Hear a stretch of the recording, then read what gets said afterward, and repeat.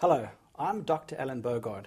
Welcome to Organizational Behavior, and today we are going to be talking about motivation. Motivation is defined as being the driving force within each one of us that spurs us onto action, which leads to self-actualization through that which is meaningful to us personally.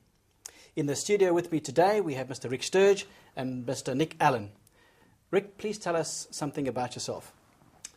Rick Sturge, I work for the London School of Business and Finance, leading group development, but my background's in consultancy, leading complex change programs on a global basis, including managing a lot of complicated people issues.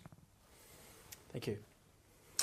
Hello, my name is Nick Allen. I'm a business coach with a background in psychology and business.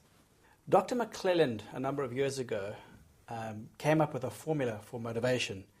He said that motivation equals desirability of reward times expectation of success plus open communication. Our case study today involves a young man who finds himself in a pickle. He's performed, he's done well, the company is experiencing a round of layoffs or retrenchments, and he is caught in the middle. In other words, he still desires to be in the company, he doesn't expect to succeed, and certainly communication has taken a bit of a hit. How do we begin to deal with this young man? Nick? Well, this case study splits into two parts, and I'll talk to the personal side about his own feelings and how he's coping with it. And I think Rick may talk a little bit about the sort of organisational context in which this is taking place. But in his perspective, when we find ourselves in a position of crisis or anxiety, the thing that we often lose is our own internal compass. So our internal compass starts swinging all over the place, and we don't really know which way to react and how to react. There is that saying that we're all familiar with: when the going gets tough, the tough gets going. And this is one of those situations. But it would be difficult for him, in the middle of this crisis, to find his inner compass without a little bit of help. So one aspect of looking at James is to help him understand how his compass is moving around. What are his new priorities given the changing backdrop in his organisation? I love the analogy of a compass, because if you take a look at Maslow's hierarchy of motivational needs, most people would see that as a static model, when in fact it's dynamic. It's not necessarily a steady progression through physiological needs to safety and security needs, to esteem needs, to belonging needs, and ultimately to self-actualization. It doesn't work that way. In fact, often people go up and down in that particular scenario, and organizations battle to deal with folk who are actually transitioning up and down through the model. What would your perspective be on that, Rick? I think it's absolutely right, Alan. It's this is probably new ground for the company. Obviously in the current climate, many organisations are going through difficulties. People are losing jobs. It's a great period of uncertainty for many people. So they're probably in a new era of their own organisational structure. And I think what we're seeing here is actually, because it's new, they perhaps haven't thought through and planned how they're going to deal with it in an appropriate manner.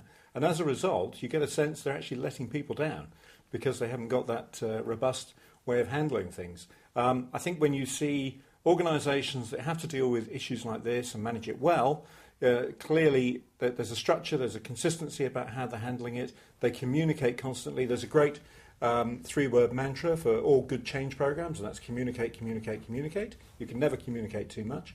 Even if it's bad news, communicate it, then you get rid of the rumour mill. There's a consistent discussion going on around people.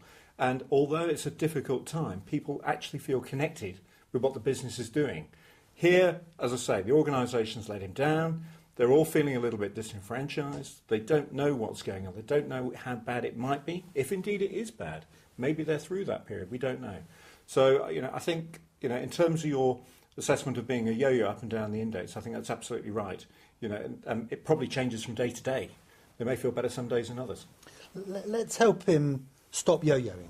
Because if he has an internal compass, if he knows what his priorities and can take a true reading of the situation, he's going to be less influenced in the sort of volatile nature of the organisation. So what would be a reasonable response in this situation? We're trying to give him a true bearing. He's got a job. So he's got a salary, he's got his income secured for the time being. A lot of people out there who've already left the organisation or been made redundant who don't have a job today. So he's got a job. He's still in an interesting industry. He's in the satellite industry. It's an interesting industry. There'll be a lot of people still trying to get into his industry, and he's in there. So he's holding on to a job. He's been there for a number of years. So he's got a sense of loyalty. He understands the business. He understands the network. He's got relationships inside the organisation. So there are some positives around him. And the final thing which people often lose is this is presenting him with new and varied and different opportunities. They may not be the ones, if you just took a rather simplistic and linear view to my career, just kind of straight up the ladder, that he thinks he'd be facing. But anybody who's had a long-term career in a business knows there's ups and downs, and it's how you manage those. So I'm back to my compass. If he can take a bearing on what's important to him in this situation, he will be able to manage his own anxieties and the consequences of that in how he relates to other folks in the company. Nick, it sounds like, and I'd like to stay with your train of thought just for a moment longer, if I may. It sounds like, in your estimation, and certainly it sounds like as a coach, your counsel would probably be for him to stick in the organisation and to ride this out, to make the best of it and the most of it. Would you agree that he has another option as well, and that is to decide which side of the fence he's going to be sitting on? Is he going to sit there and do what you say, in other words, remain positive and try and learn from everything that goes down? Or is he going to join the bandwagon, the negativity, the pool of people going against management? And what would your counsel to him be with respect to those two choices? Well, Alan, you're absolutely right. There's a herd mentality on one side, and then there's this difficult place that at different times in our careers, and particularly the first time it arrives to us, we have to kind of work our way through it, which is, am I a member of the herd, or am I aligned to something bigger and more, with more of a future orientation and more of a positive orientation perhaps than the herd. And people have to recognise when those opportunities arise in life and how they react to it. I can remember when it happened to me in my first job, previously I'd been a member of the team, and you all eat in the canteen together. You get promoted to become a manager, and the very next day you go and eat in the canteen, and the atmosphere has changed a little bit. And you have to work that out. Is that a loss? Partly is, of course. But am I really going to step up and be a manager and recognise that my alliances have slightly shifted in a kind of unspoken way? And he's got an opportunity right here and now to align himself with the organisation, to be a positive voice, to confront cynicism, not to get caught up in the rumour mill, and to have a positive attitude. Now, it's a lot to ask somebody, particularly the first time they do this, but senior management will be doing that amongst themselves. That's exactly what they'll be doing. If I can just add a little bit to that, I think his situation's probably compounded a little bit. Newly married, young family, so all that's playing on his mind. Real sense of insecurity. But I agree. I think he has an opportunity to be a master of his own destiny at the end of the day. At the moment, this is going south quickly, and if he stays where he is, there's a risk that he's just going to be out anyway. So in a sense, what's he got to lose? Adopt a new behaviour, be seen as different from your peers, stand out a little bit, and in a funny sort of way, by adopting some of those characteristics, it may actually force the organisation itself to behave a little bit better, because it will become aware of what its people are thinking. Rick, I liked what you said a moment ago about being a master of one's own destiny in spite of the circumstances, because certainly one can be circumstantially bound but be organisationally free in a sense.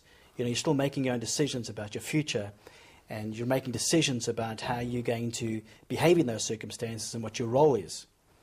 I once heard an expression, and it's particularly interesting because it's an expression that only has 10 words in it.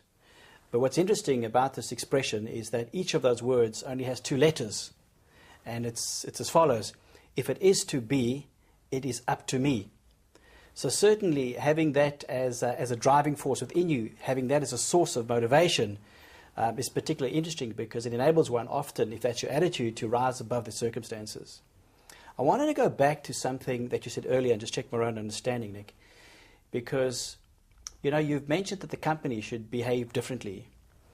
And you mentioned 3 magic words associated with change. I think you said organizations should communicate, communicate, communicate.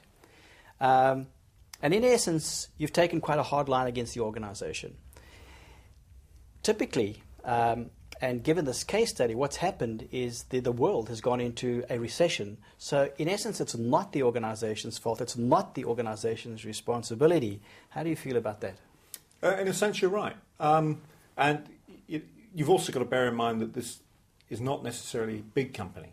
A big company will be much better equipped to manage this sort of issue. If it's a smaller company, all the managers in that organisation are going to be tied up trying to survive, trying to work out the best way forward. So you can't be overly critical of where they are. That's how anybody would be. But there is still a corporate governance requirement for them to act in the right way for their people. And I think it is incumbent upon that leadership team to recognise that. And if they need a jolt by somebody coming to them and saying, look, we know you've got issues, we appreciate that, but we're here behind you, but you've got to help us, you've got to communicate with us, you've got to be fair, you've got to be transparent, and then we're in a much better place to help you get through this difficult period. Absolutely. Given the case study, we have 3 potential solutions on offer, and the question that we're seeking to satisfy is, given the hierarchy of motivational needs, where in that hierarchy is James right now? A, is he operating at the level of esteem and self-worth? B, is he operating at the level of satisfying, or seeking to satisfy rather, his safety and security needs?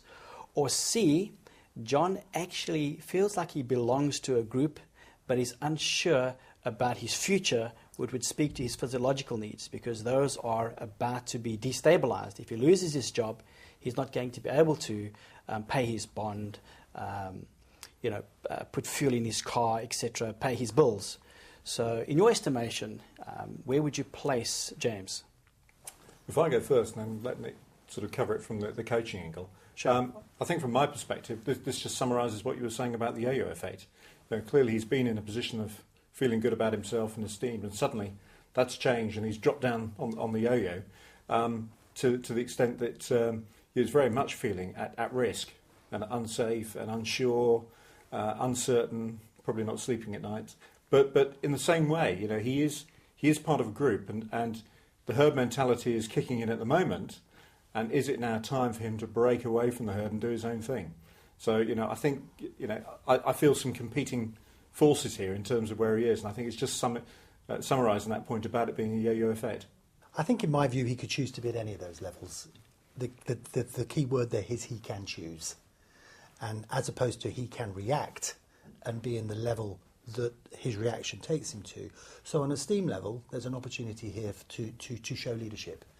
On a sense of social belonging, there's an opportunity for him to do a lot to bring the team together, to bring people together, to help other people lower their anxiety.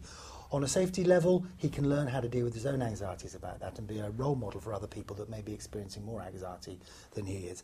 So if he can find his internal compass, and if he can get the awareness needed to get a benchmark view, if you like, or take a true perspective on the situation, he could choose to be at any one of those levels. He's likely to have reacted to a level of security and safety, because that's the obvious thing, and that's what's written in the case study. But I would argue that it's more complicated than that, and he could choose to be elsewhere if he so wanted. In summary, if we consider all the points that the panel has made, James, in all probability, is sitting at the level of security needs. His finances are potentially being taken away from him, his resources, etc. The fact is that there are a number of people and opportunities here as well. And I like to describe it as being a shared responsibility. Clearly, there are things, from Rick's perspective, that the organization can do to make this period of difficulty a lot easier. There are certainly things that James can do. In fact, there are choices that he has. He can stay as a loser in this scenario and be negative, or he can stay as a leader. And finally, there's an opportunity for James as direct manager to coach him through this experience, to provide him with as much information as possible, and in that way manage and navigate through this difficult time. Thank you very much.